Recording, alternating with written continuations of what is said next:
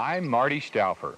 Now that we've grown up and live in different parts of the country, my sister and two brothers and I get along fine. In fact, my brothers sometimes give me a hand producing Wild America. But when we were kids, I have to admit, we had our share of fights, just like all families do, even animals. Baby animals often must compete with each other for whatever food their parents are able to provide. And sometimes these tussles are not all in fun. Such sibling disputes are valuable training lessons, teaching the young to fight for a place in the world. But squabbling is not limited to the early stages of life, nor do animals quarrel only with their own kind. Ironically, adults of closely related species compete more frequently and more intensely than do non-related ones. The crucial concerns of food, territory, and mating commonly provoke rivalries that can't be ignored. And it's not always a larger or more powerful cousin that wins. Let's examine the reasons for and the resolutions of these animal arguments and see what side nature takes in a family feud.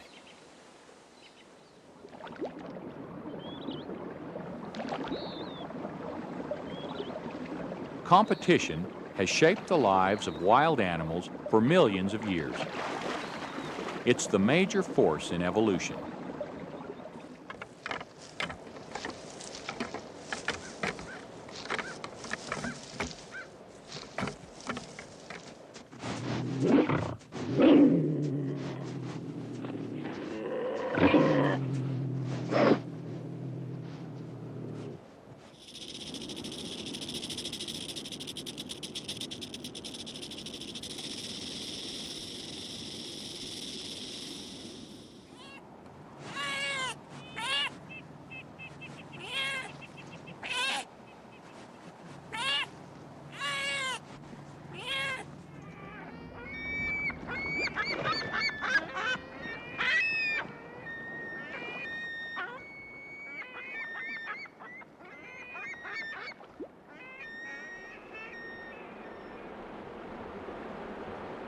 The struggle for survival is not one long battle.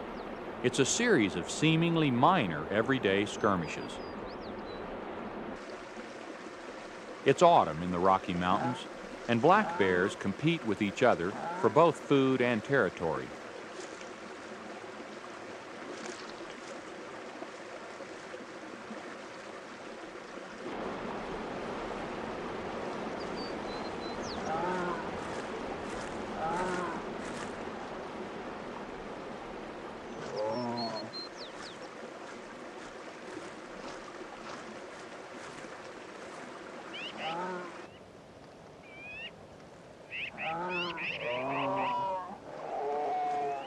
These siblings spent a full year growing and learning in the company of their mother. She chased them off when she was ready to breed again last summer. They've been traveling together since then, but as adults, they will rarely tolerate other bears, even relatives. So it's time now for them to separate, each setting out alone to establish its own home range.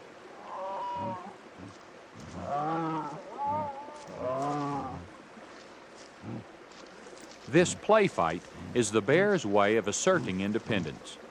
Each of them is saying goodbye to the sibling that has shared its life for the past 2.5 years.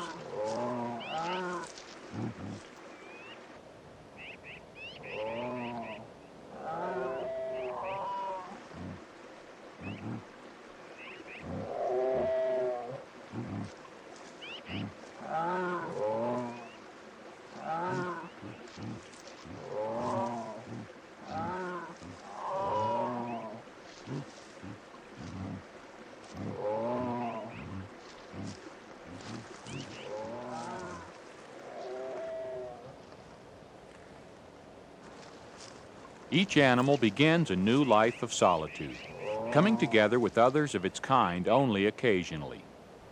They instinctively protect their food supply by spreading out.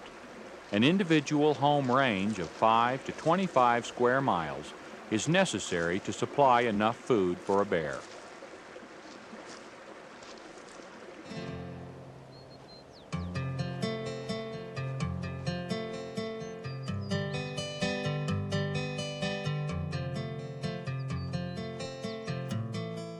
West of the Rocky Mountains are the rocky shores of San Miguel Island.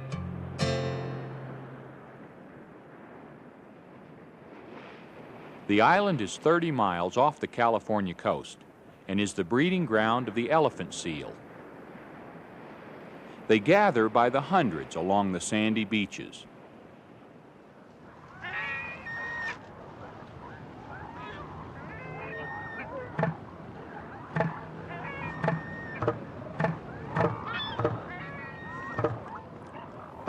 In late winter, the females that were bred the season before give birth, and a month or so after that, they are bred again by the beach masters, the dominant males.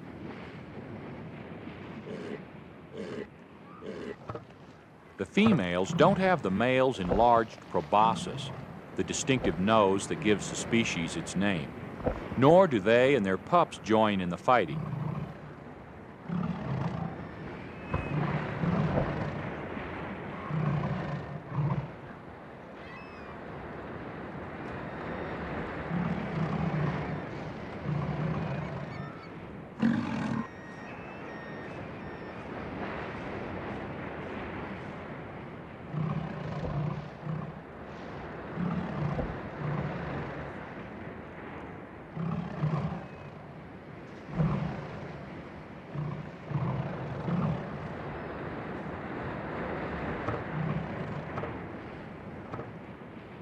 Fights between the huge males are ritualistic and rarely fatal, but much blood will flow as the bulls, weighing 6,000 to 8,000 pounds apiece, slash away with sharp canine teeth at each other's tough, protective hide.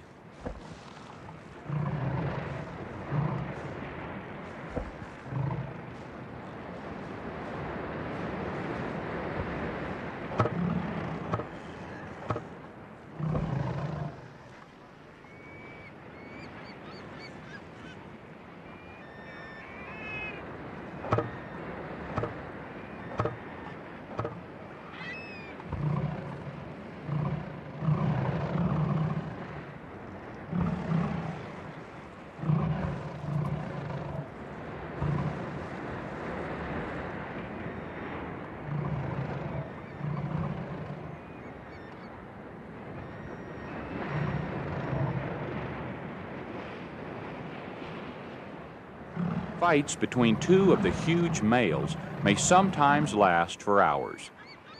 But no matter how long they last, every fight affects the entire herd.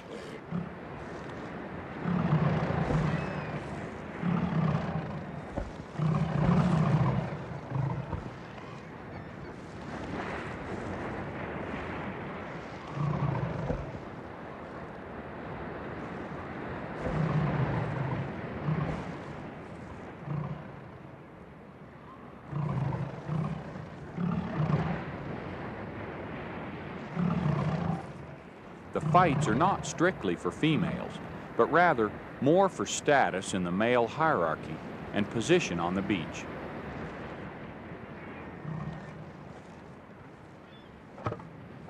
Finally, the loser retreats to the edges of the breeding area while the winner declares his victory.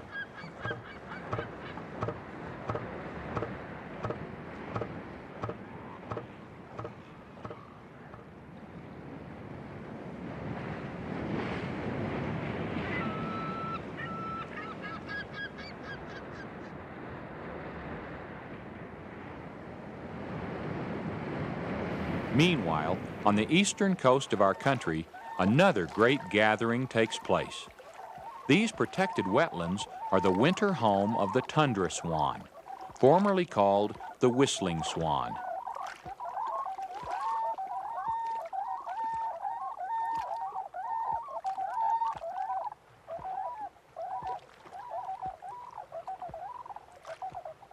They've flown south from their Arctic nesting grounds to winter here with widgeons and other waterfowl on Maryland's eastern shore.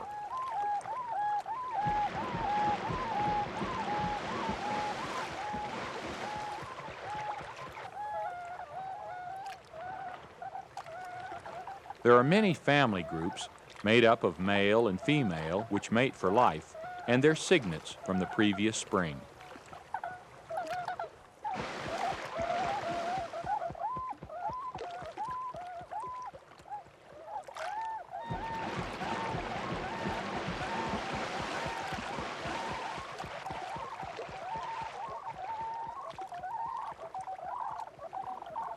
The male swans chase each other around. The purpose of these inter-family feuds is to strengthen and renew the bonds between male and female.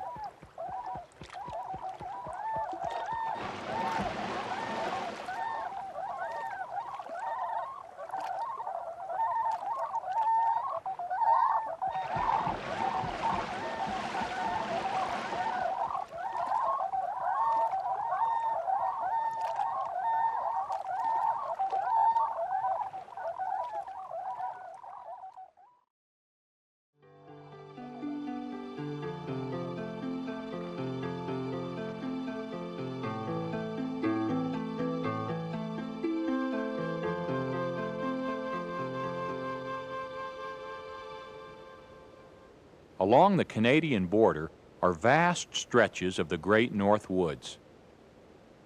Here in Minnesota, Superior National Forest is a final stronghold for our nation's few remaining timber wolves. Like the elephant seals, wolves also have a hierarchy. In fact, there are two, male and female. Each wolf has a place in its sex's social order, and accordingly in the pack.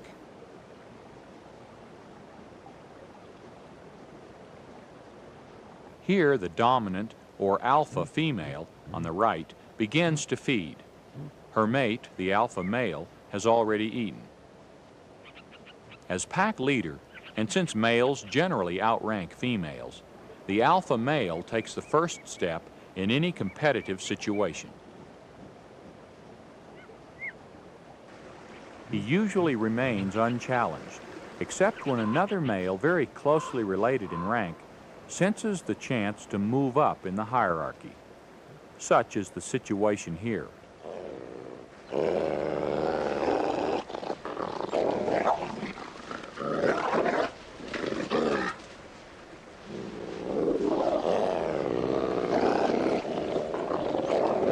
It's not a deadly fight. Both males are vital parts of the cohesive group, and later they must cooperate while hunting, if any of the pack is to survive.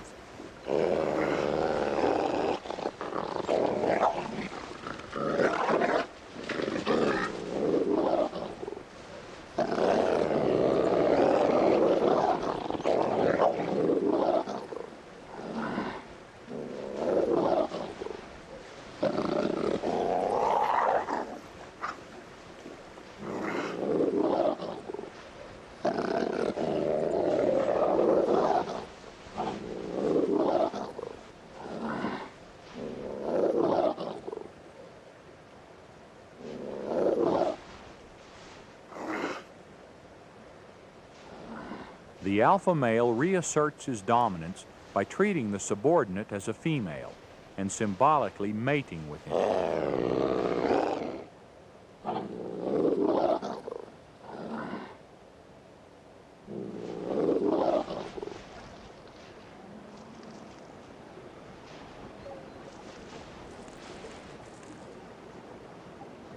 Wolves are constantly defining and defending their places in the pack. Through such fighting, each wolf always knows exactly where he or she stands within the social order.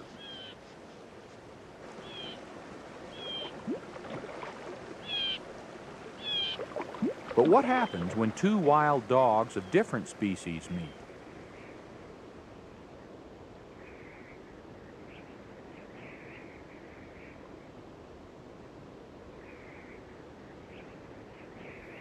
Where the wolf has disappeared, the coyote has prospered. And on the plains of South Dakota, this wild dog is top dog.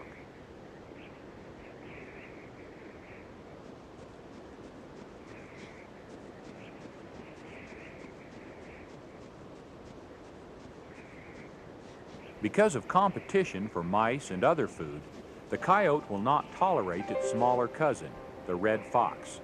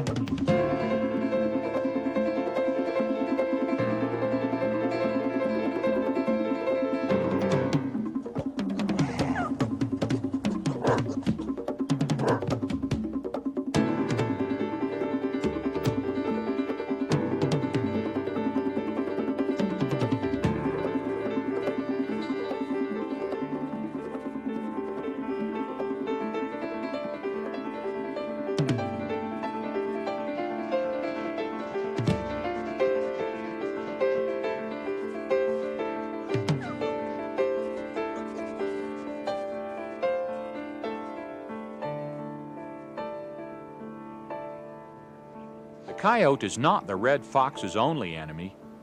Bobcats, bears, golden eagles, and men with dogs also pursue it. Still, the red fox survives and even moves into new areas every now and then. For when this bright little wild dog cannot outwit its foes, it can always outrun them.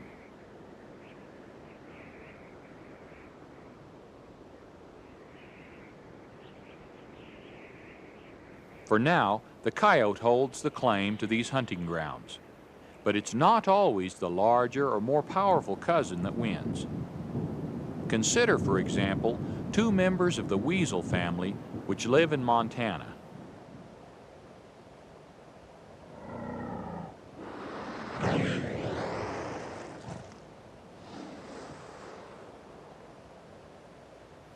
The feisty little badger is the ground-hugging earth mover of the clan. Its larger cousin, the wolverine, is not exactly famous for its pleasant disposition either. This mother and her cub will part soon, when the yearling leaves to live alone.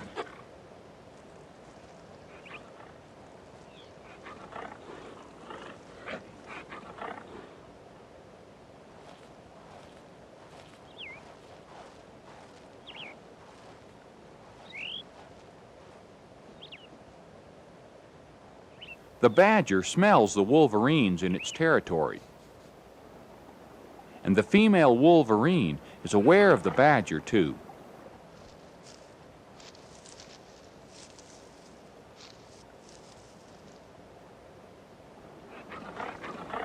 The female wolverine stands up in an attempt to see what she senses.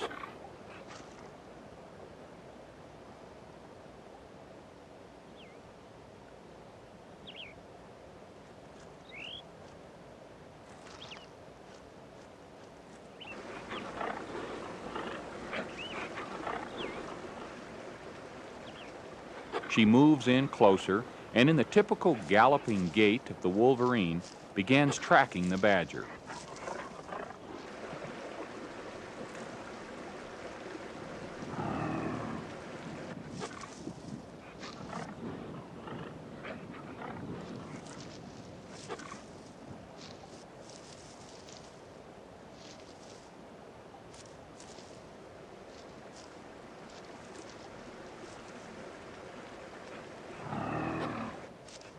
The female faces down the badger alone while her cub lags behind. But the youngster soon catches up and joins her in the attack on their smaller cousin.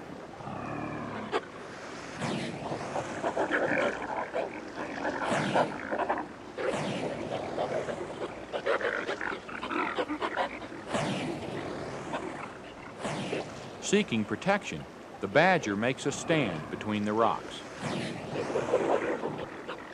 As yet an unskilled fighter, the youngster stays back on the sidelines.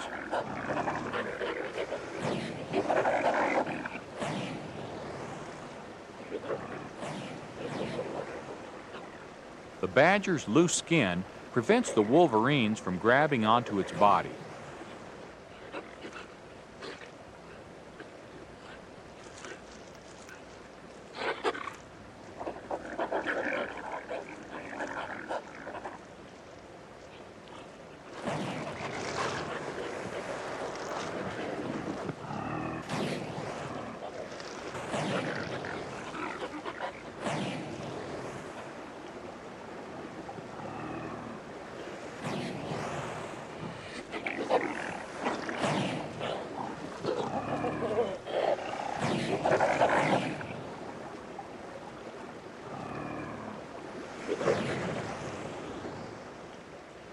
Like any animal fighting on its own territory, the badger is more forceful than the invading wolverine.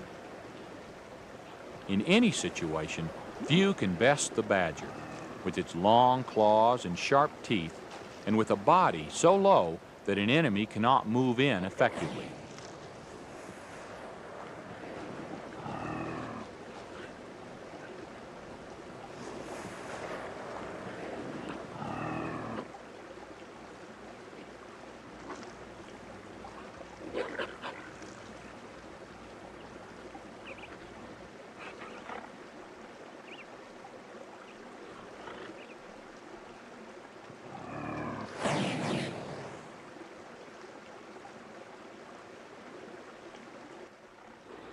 The wolverines had less at stake all along, and so they move away and resume their lives of restless wandering.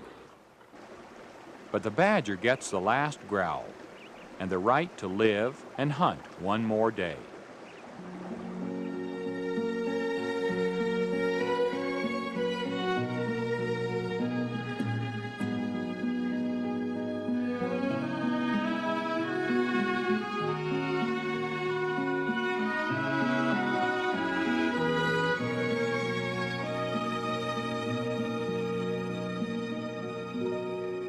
This is Lake McDonald in Glacier National Park, Montana. Here, the ranges of two wild cats narrowly overlap, as do their food preferences at times.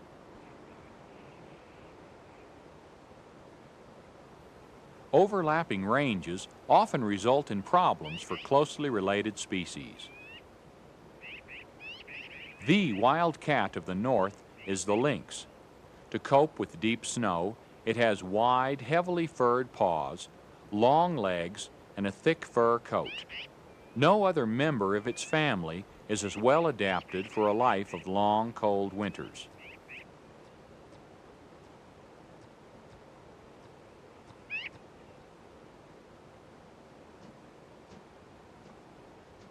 The cougar is an occasional visitor to these woods. It normally lives at lower elevations, where its favorite food is deer. The lynx can live at higher elevations and farther north because of one very important prey animal. Prey that the cougar will sometimes also hunt: the snowshoe hare.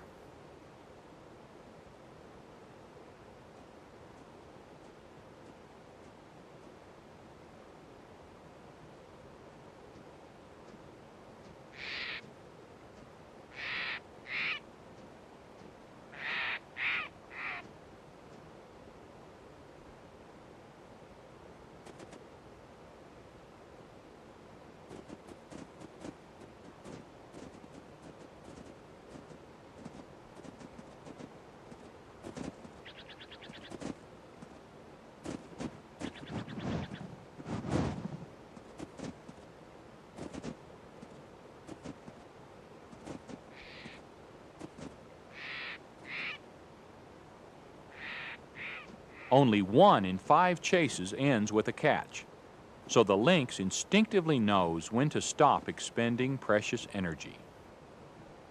As it stops to rest, it's a little less alert than it should be.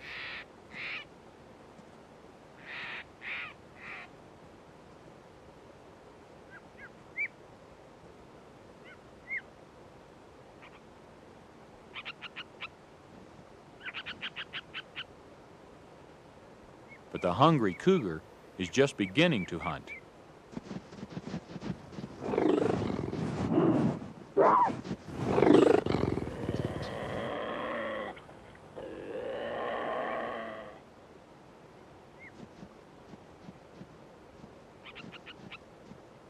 The lynx, although smaller, has successfully defended its territory.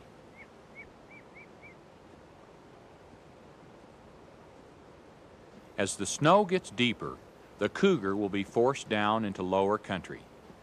The lynx will stay in its forest home, proving once again that it's not always the larger or more powerful cousin that wins.